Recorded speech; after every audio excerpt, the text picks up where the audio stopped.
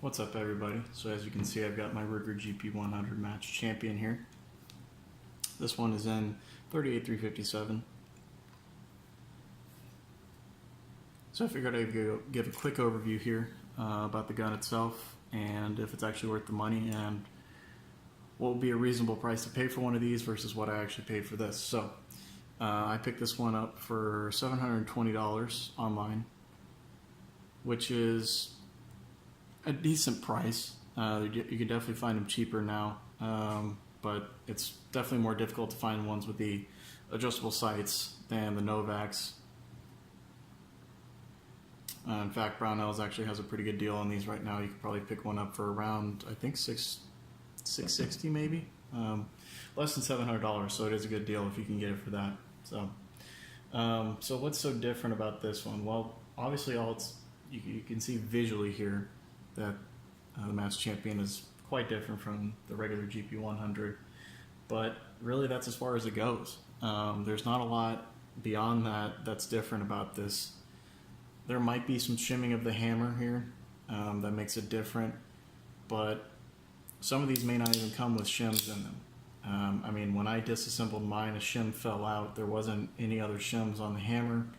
So it really leads me to believe that this is not that much different than a regular GP100 internally, which is disappointing because it was definitely advertised as being a more polished and refined GP100, when in actuality it's really just got visual differences, and that's as far as it goes. Now, the good news is this definitely is an improvable revolver. You definitely can take some time out and get some sandpaper or polishing compound, however you want to polish the internals of this and really refine the trigger pull, and along with installing some reduced power springs in it as well, and that'll help greatly improve the trigger pull in this as well.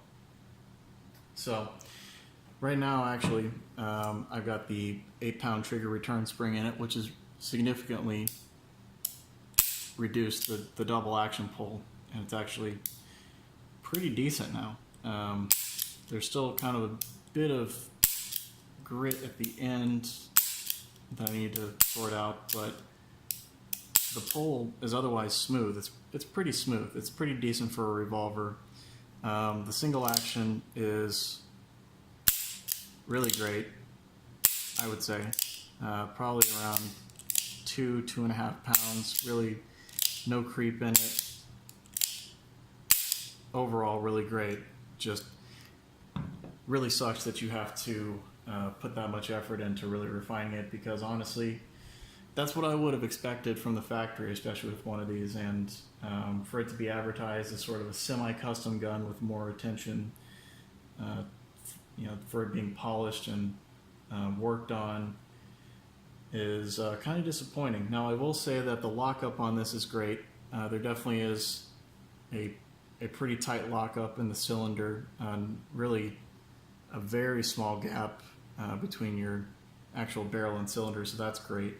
But internally, though, it just leaves a lot to be desired, and I think that's what really disappointed me about this. So for $720, would I buy it again? Probably not. I think anywhere from $650 to $700 is a more reasonable price to pay if you can get in that. But I wouldn't fault you if you picked up a 686 Plus for around that price too. There's a lot that there's a lot to be desired with this gun, and it's just really unfortunate that Ruger couldn't work out some more fit and finish from the factory. So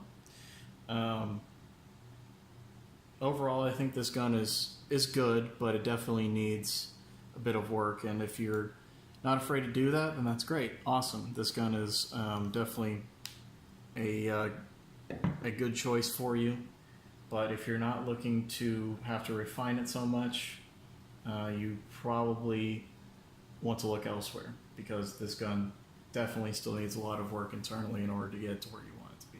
But anyway, hopefully I can get some footage of it being shot soon, and thanks for watching.